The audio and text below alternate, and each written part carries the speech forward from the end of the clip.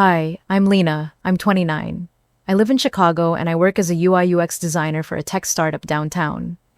It's a pretty cool job. I like the creative side, I make decent money, and most days I even enjoy what I do.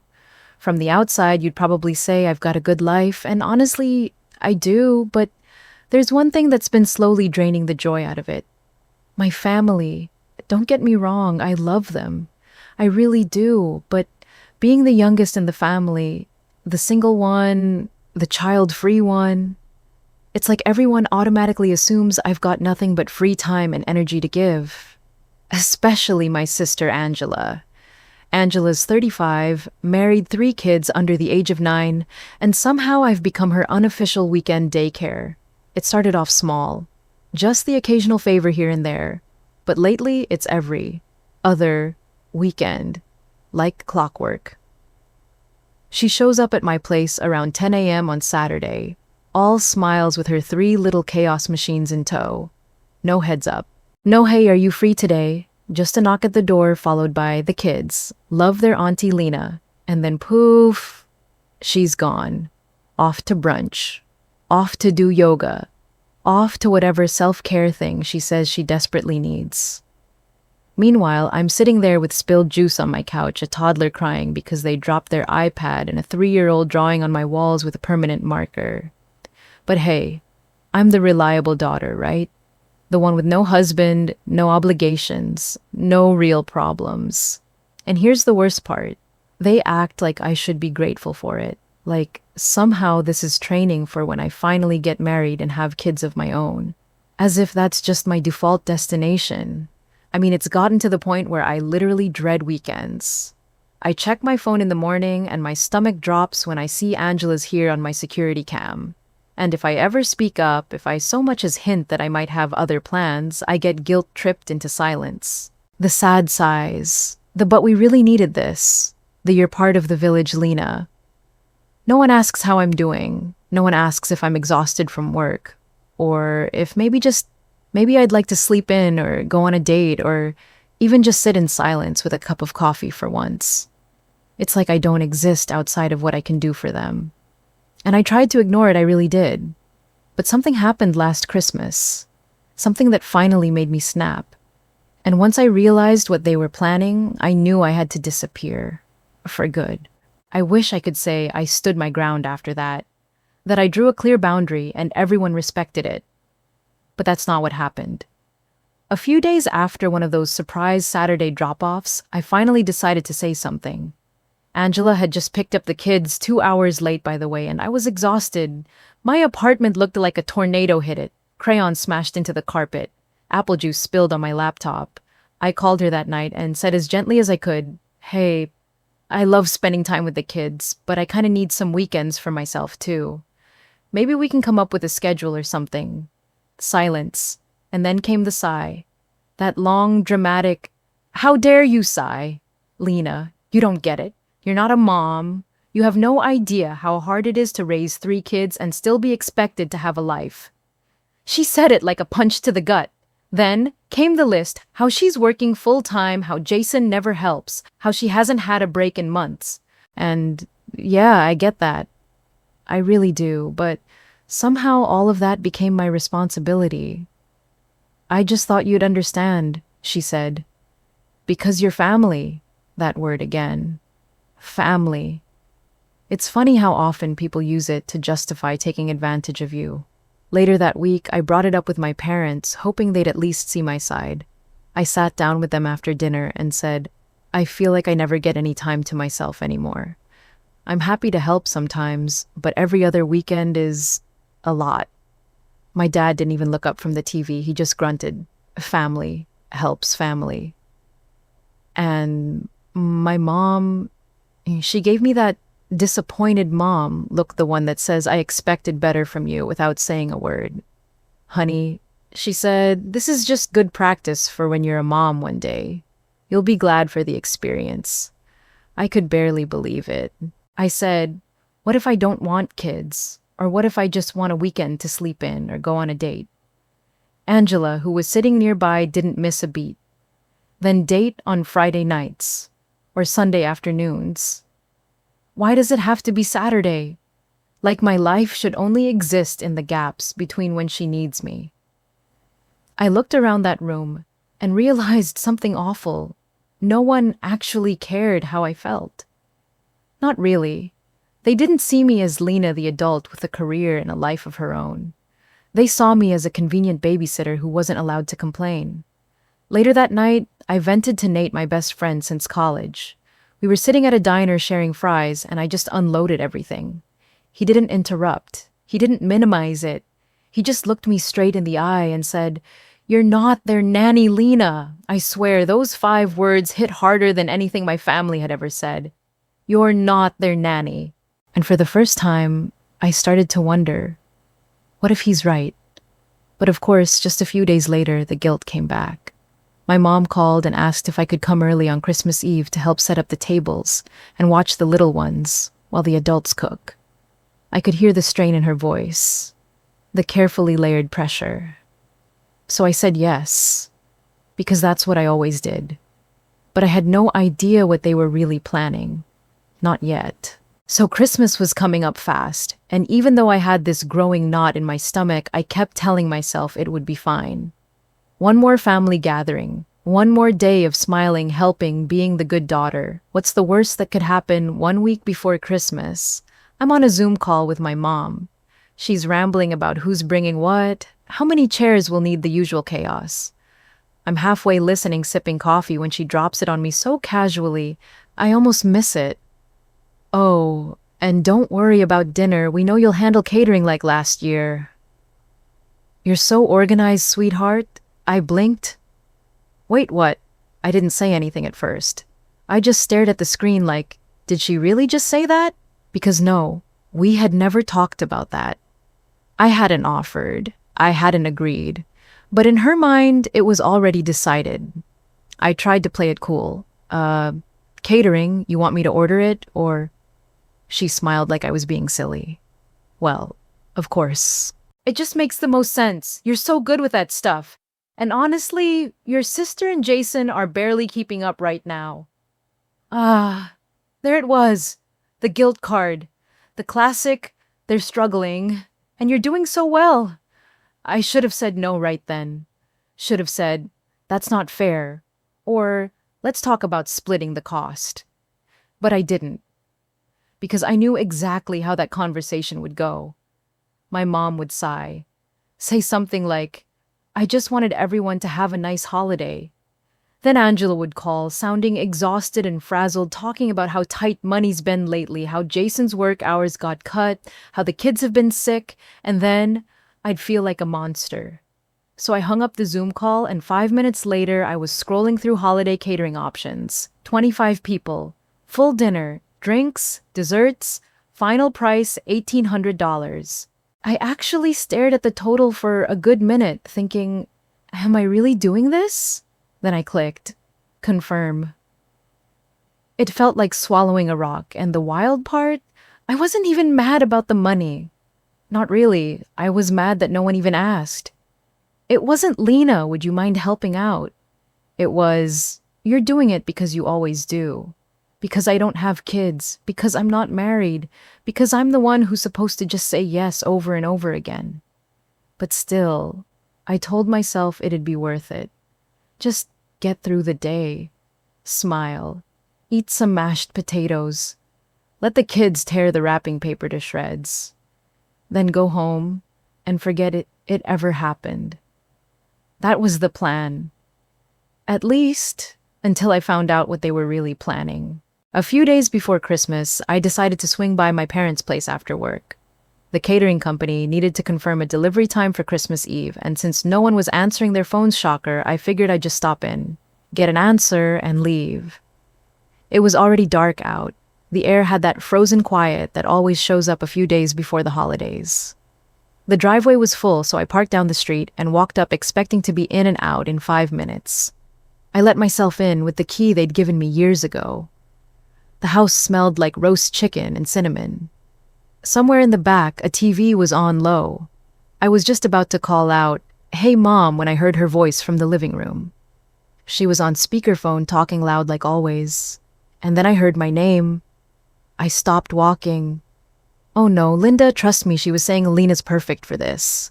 We'll set up the guest bedroom upstairs with a few toys and some movies, and she can just stay up there with the kids. My stomach dropped. Linda laughed on the other end of the line, and my mom kept going like she'd already rehearsed this whole thing in her head. She doesn't have kids of her own, so she's not burned out like the rest of us. And she's great with children, seriously, the way she handles Angela's kids every weekend. She's basically a natural. I was frozen in the hallway, just out of sight, barely breathing. Oh, and don't even worry about bringing games or crafts or anything, Mom added. We'll keep all the kids upstairs with Lena so the adults can finally relax. God knows we need it. Wine charcuterie, maybe some card games. It's going to be so nice. Then came the laughter. Loud, full satisfied. I wanted to walk in. I wanted to scream. But I couldn't move, because in that moment, everything clicked. This wasn't some last-minute thing. This wasn't miscommunication. It was a setup. They'd planned the whole thing without even mentioning it to me. Stick Lena upstairs like a built-in babysitter while the adults laughed, drank, and toasted to the joy of the season. And guess what? I was footing the bill for their party. I felt sick. I backed away from the hallway as quietly as I could, heart-pounding, hands actually shaking. I opened and closed the front door loud enough to be heard, then called out like I'd just arrived. Hey, Mom, I'm here. She came out smiling, like nothing had happened. Lena, sweetheart, what a nice surprise. I forced a smile. Just stopping by to confirm the catering details. Romano's called, there's a slight change to the menu. Oh, whatever you think is best, honey, she said. You always handle things so well. That night, I sat in my car for 10 minutes before I could even start the engine. I just kept hearing her voice. She's single. What else does she have going on? That was it. That was all I was to them. Free labor, unpaid childcare, a placeholder for someone else's responsibilities. And that's when I knew Christmas was about to change. I don't even remember driving home that night. All I know is I left that house in silence just like I'd come in. No door slamming, no confrontation, no fireworks. Not yet. I walked out like nothing had happened, but inside my entire body was shaking. My hands were clenched around the steering wheel, the whole way back my jaw, so tight it hurt. When I finally got inside my apartment, I dropped my purse on the floor and just stood there in the dark. I had never felt rage like that before. Not anger, not disappointment, not even hurt. This was something else. It was betrayal deep and sharp like a blade. And you know what I did? I walked straight into the kitchen, grabbed my phone, and called the catering company. Hi, this is Lena Harper. I need to cancel my order for the 24th. The woman on the line hesitated. That's the Christmas Eve order, right? The 25-person package. That's the one. I can cancel it for you, but there will be a $300 administrative fee. You'll be refunded the rest. I didn't even blink. That's fine. Cancel the whole thing. She paused again, probably confused why someone would willingly blow $300 just to cancel dinner. But I didn't care. I wanted out. Of the dinner, of the expectation, of the entire script they had written for me without my permission. And as I hung up, something clicked in my memory. A phone call from months ago. September, maybe. It was Tara, my old college roommate. We'd stayed close over the years, even after she moved to Oregon. She'd invited me to spend Christmas with her family. Come out to the mountains, she said. We've got this big, cozy cabin. Clean air, no pressure, no kids, just peace. At the time, I laughed and said, that sounds amazing, but my family would kill me if I missed Christmas. Well, suddenly that didn't sound like a problem anymore. I opened my messages and scrolled until I found our last conversation. Then I typed, hey, random question. Is that Christmas cabin invite still open? Less than a minute later, she replied, are you serious? Yes. Get your boots ready. We leave the 23rd. I stared at the screen, then typed, "I'm in." That's all it took. 2 words to change everything. For the first time in years, I wasn't just going along with what my family wanted. I was choosing me. And this time, I wasn't backing down. December 23rd. I boarded a flight to Oregon with nothing but a carry-on bag and a heart full of adrenaline. Part of me still couldn't believe I actually went through with it. I had canceled the food. I'd ghosted the guilt. I was officially free. When I landed, Tara was already waiting at the tiny airport with a ridiculous hand-painted sign that said, "Lena, Escape Tour." I burst out laughing the second I saw it. Her family, her parents, younger brother, even her aunt welcomed me like I'd always belonged. No questions, no judgment, just warm hugs, hot cocoa, and an endless supply of soft blankets. We drove up into the mountains together that afternoon. It was like something out of a snow globe. Pine trees dusted in powder, a wooden cabin with twinkling lights, a roaring fireplace and mugs of mulled cider waiting on the counter. And for the first time, in a long, long time, I could breathe. No screaming kids, no guilt trips, no chores disguised as holiday spirit, just peace. That night after dinner, I FaceTimed Nate. He picked up right away smiling when he saw me bundled up in flannel sitting on a couch with a golden retriever curled up at my feet. "Wow," he said. "You look different. Different how I don't know," he said, shrugging, lighter, happier. I smiled. "I think I am." I told him everything, from the catering to the hallway phone call to the silent walkout. He didn't interrupt once. When I finished, he just nodded. "I'm proud of you," he said. That took guts. There was a pause, a long one, the kind of silence that usually comes right before someone says something important. But he didn't. Instead, he said, "You deserve better, Lena. I hope you know that." And even though he didn't say what I thought he might, I heard it anyway. I looked around the cozy cabin, laughter echoing from the kitchen. Someone putting on a record. That dog still snoring by my feet. For once, I was exactly where I wanted to be. The next morning was Christmas Eve. We went sleigh riding through the woods, drank peppermint hot chocolate by the fire, and played this ridiculous family game called Gift Grab, where you have to wear oven mitts while opening presents. It was silly. It was fun. It was normal. And then right around sunset, my phone buzzed on the coffee table. I stared at it for a second before picking it up. 16 missed calls, 7 voicemails, 14 text messages, all from home, all from people who had no idea I was gone. I didn't listen to a single one. I turned the phone over screen down and picked up my mug of cocoa. Because this Christmas, it wasn't about obligation. It was about peace, and I wasn't giving that up for anyone. Christmas morning came like a dream.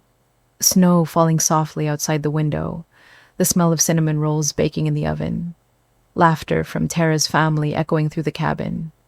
No drama, no stress, just warmth. I stayed in pajamas most of the morning, curled up in a blanket with a cup of coffee, watching the fireplace crackle like something out of a Hallmark movie.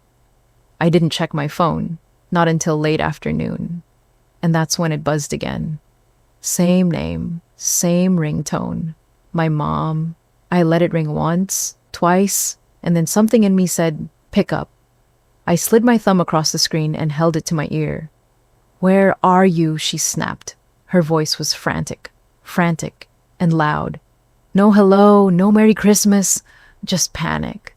The food never came. Everyone's starving. We had to scramble and buy deli trays from some awful little corner shop.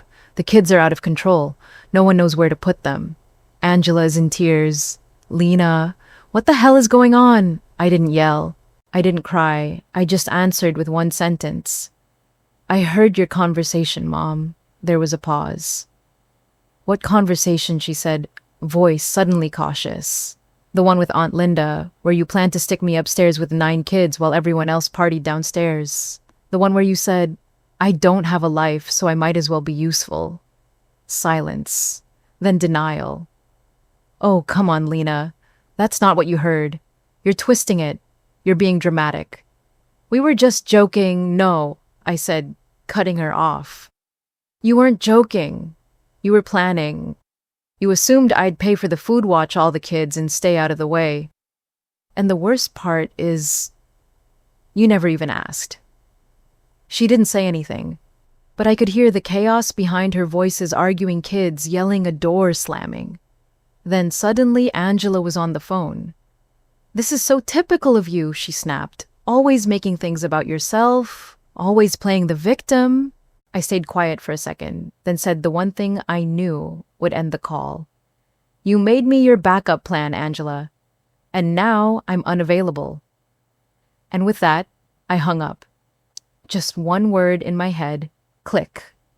I turned off my phone, tossed it onto the couch, and let out the longest breath I'd been holding all week. I didn't feel guilty. I didn't feel selfish.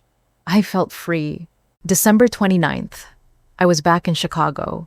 The snow was half melted, the city gray and slushy and tired, kind of like how I felt, except lighter than I had in years. That morning, I was making coffee in my kitchen, still wearing sweatpants, when there was a loud, aggressive knock at my door. Not a neighbor, not a package. I didn't have to look through the peephole. I already knew. I opened it slowly, and there they were. My mom, my dad, Angela, all three of them standing there with arms crossed, faces tight with fury. They didn't even say hi. My mom barged past me like she owned the place. My dad followed without a word. Angela was already mid-rant as she stepped inside. We need to talk, she snapped. I closed the door behind them. All right, let's talk. My mom spun around, eyes blazing. How could you do this to us, Lena? 25 people showed up expecting Christmas dinner, and we had nothing. We had to lie, my dad added. Tell them the caterer canceled last minute, Angela cut in. Do you have any idea how humiliated we were? Rick's family thought we were completely disorganized. His mother kept asking, didn't you have a backup plan? I was mortified. And the kids, my mom said, throwing her hands up. All 9 of them were running around like animals. It was absolute chaos. I looked at them, all 3 adults, supposedly grown, supposedly responsible, and I didn't feel anger. I felt clarity. Gee, I said, sounds exhausting. Having to actually take care of your own children during a holiday? My dad snapped. Don't be smart with us, Lena. You knew exactly what you were doing. You're right, I said. I did. My voice stayed calm, steady. For once, I didn't flinch. I'm done being guilted into responsibilities that no one ever asked me about. You don't get to volunteer me without asking. You don't get to treat me like the backup parent just because I don't have kids of my own. Angela's face turned red. You're heartless. I shook my head. No, I'm just finally choosing myself. My mom's eyes welled with tears. Then don't expect to be invited to anything ever again. No birthdays, no holidays, nothing. Perfect, I said. That's exactly what I wanted. You could have heard a pin drop. They all just stood there, stunned, like I'd just spoken another language. Then my dad muttered, let's go. My mom gave me one last look, hurt, cold, disappointed. Angela didn't even say goodbye. They left without another word, and I didn't stop them. After they left, I stood there in silence for a long time. No tears, no shaking, just stillness. I walked over to my phone, opened my contacts, and blocked every one of their numbers. My mom, my dad, Angela, all of them. Then I turned off my phone, made myself a cup of tea, and watched a movie in total silence. And for the first time in a very, very long time, I felt at peace. Of course, it didn't stop there. Over the next week, the guilt campaign rolled in. Aunt Carol texted to say I was tearing the family apart. Uncle Pete sent a long message about how my mom had been crying nonstop. Even one of my cousins chimed in. Can't you just be the bigger person? But I had already made up my mind. I sent back one message, the same to every person who tried to mediate. When they're ready to admit what they did and take accountability, I'll consider talking. Until then, I need space. It's been 2 months now. No apology, no accountability, just silence. And honestly, I'm good with that. I've spent my Saturdays doing whatever I want to brunch with friends, long walks by the lake art museums, slow mornings in bed with a good book. And yeah, I've started dating again. Someone kind, funny, emotionally available. Not a single red flag so far, which feels like a miracle in itself. And Nate and I finally had that overdue talk. We were sitting in our usual coffee shop, the same one we've been meeting at for years, and out of nowhere he said, "You've always been strong, Lena. But now you're free." I smiled, looked out the window at the falling snow, and said, "Yeah, and I'm never giving that up again."